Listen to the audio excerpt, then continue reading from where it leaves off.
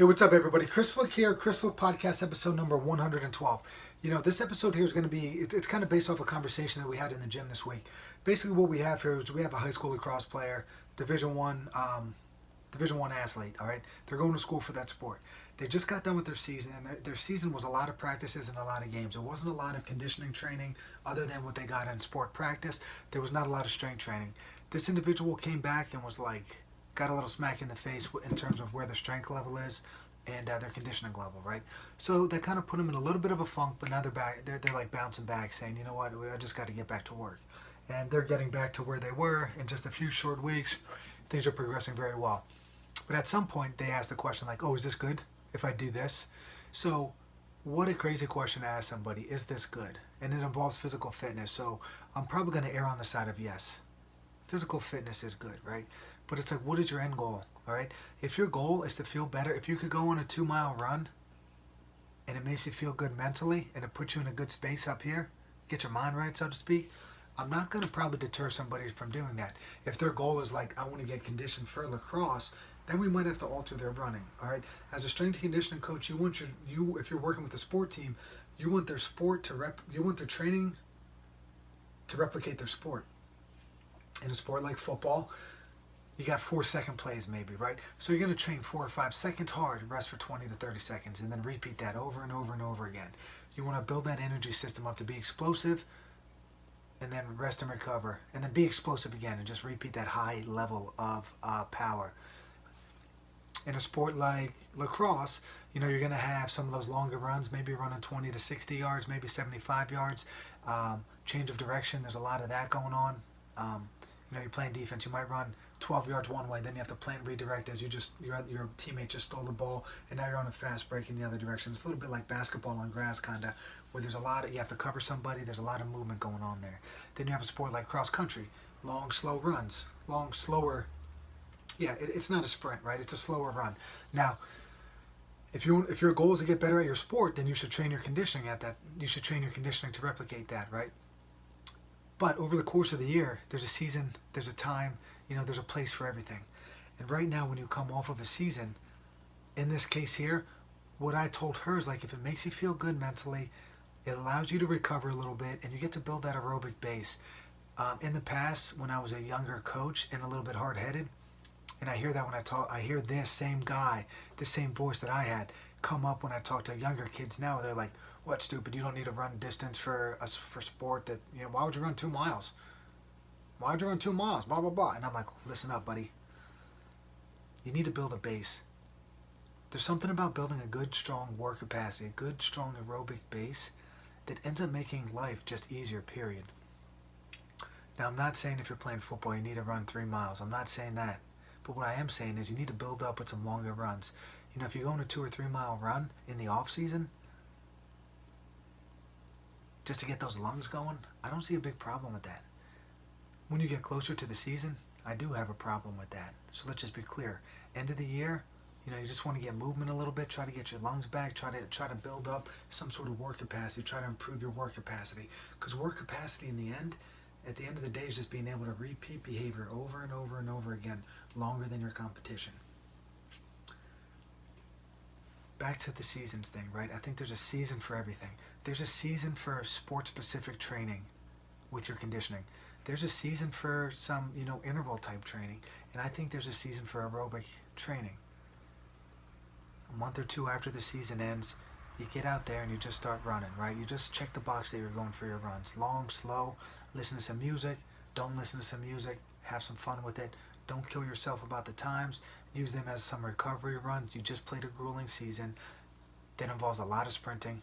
You're allowed to kind of recover a little bit. For us adults, I think we need to take that same approach. We need to have periodic rotation of those 3 kind of cardiovascular types. We have the bursts of energy, we have the intervals, and then we have the long, slow runs.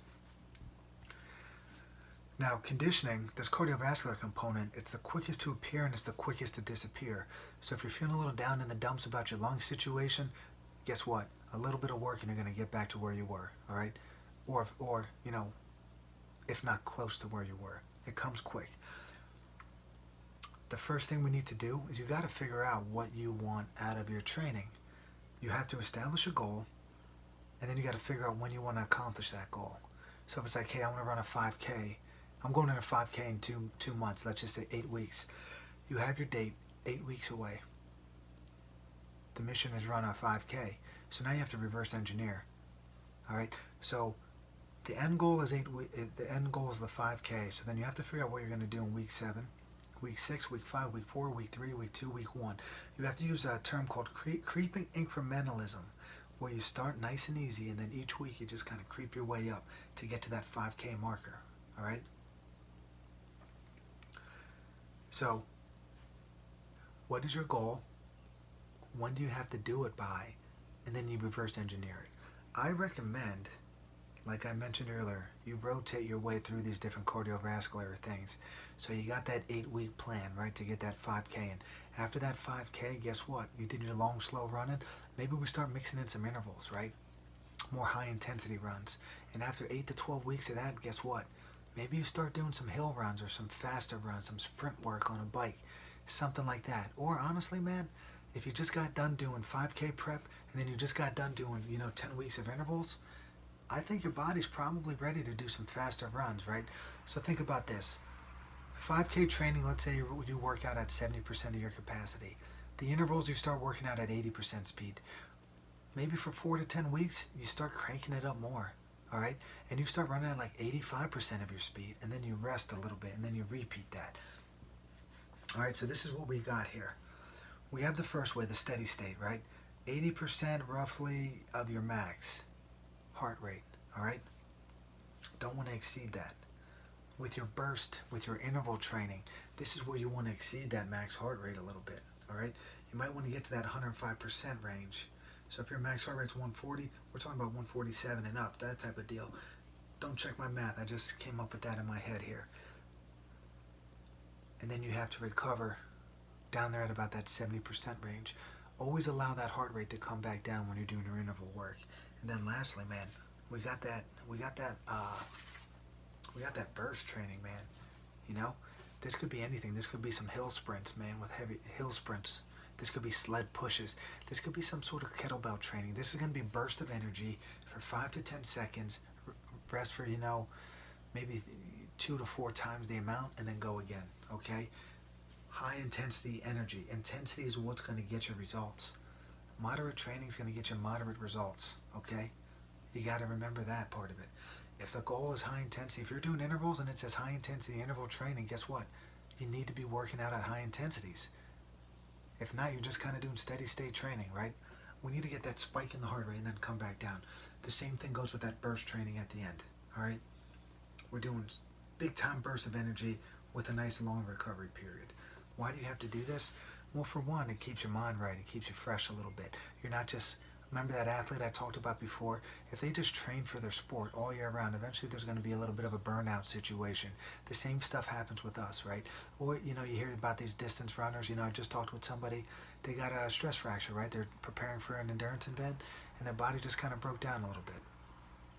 That stinks, and it happens. I remember talking to people with shin stress fractures and all this other stuff. Too much of the same style of training will get you into that situation. So we have to change it up. Just like the athlete, just like the person with the stress fracture, right? You have to change up what you're doing.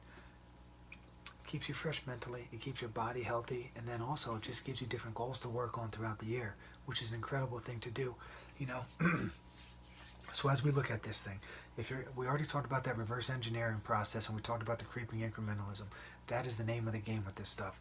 Give yourself, anywhere from 4 to 12 weeks to work on something, all right? So let's say steady state's your goal, right? Let's say my recommendation is steady state to interval to sprint, the burst training, all right? Why? Because you build up that work capacity. The better you build up the work capacity with longer runs. The better your work capacity, the better life seems to get. I started doing some longer runs, which is not really my forte, and started to mess around with swimming, and I just feel better, period. I jump up, I get out of a seat, and I have energy, man. My body feels good. I'm not slowly getting up like, ugh. I shifted my focus. I deducted a strength training session from my week, and I started focusing on my conditioning a little bit more, and I just feel better for it.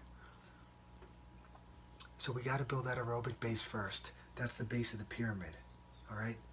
And then from there, we could start adding intensity. So build the base and then add intensity. That's what I'm talking about with that lacrosse athlete, and that's what I'm talking about with you, okay? Build the base and then we'll add intensity later.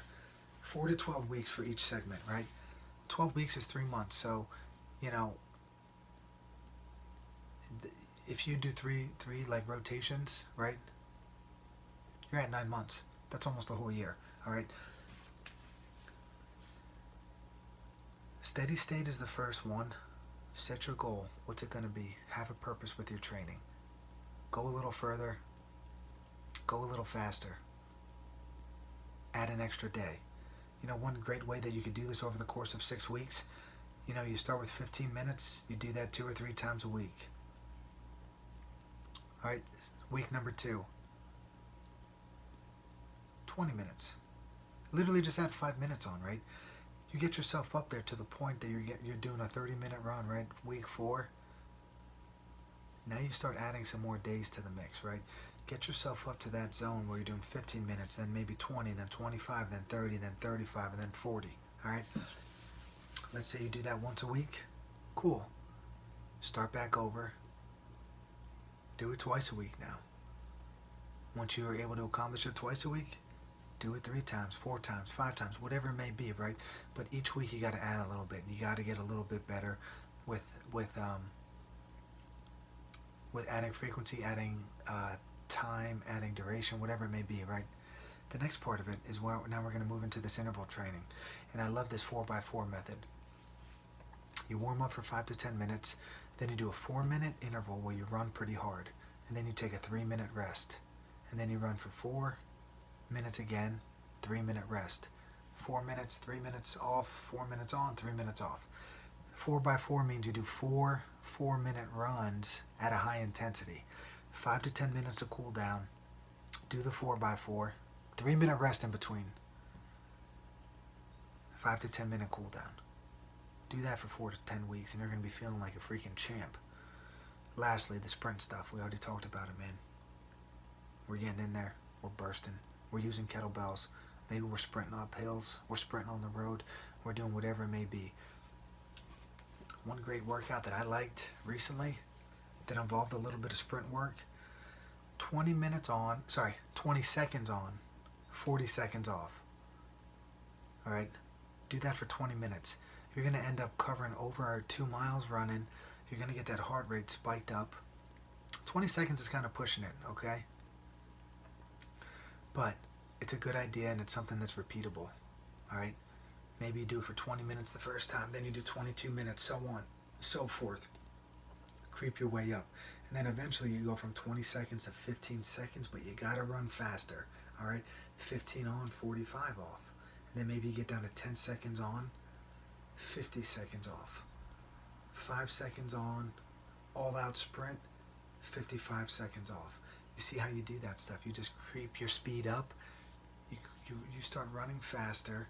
That means your body's gonna need more rest. The goal is, let's say whatever your time is for that 5-second mark, you know, your time for rep 1 and 5 shouldn't be that big of a difference.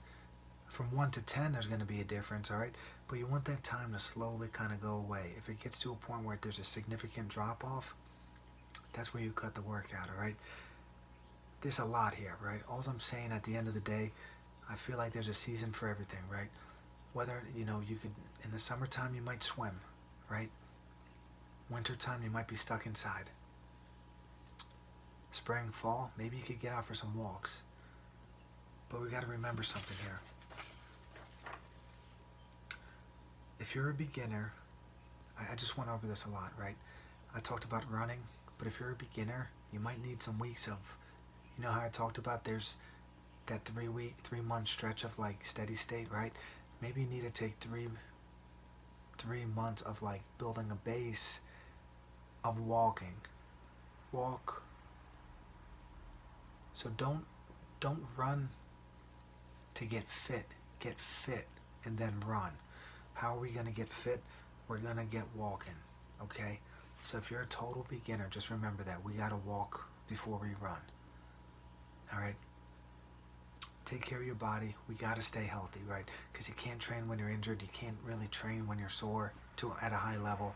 You can't train on an achy body. conditioning comes fast. It also disappears quickly. So we got to stay consistent. 2, 3, 4, 5, 6, 7 days a week. Do something. Get out there and get moving. Let's build up that work capacity. Let's improve our lung capacity. And we're going to live nice, long, wonderful lives. Hope you guys like this one. Peace, everybody.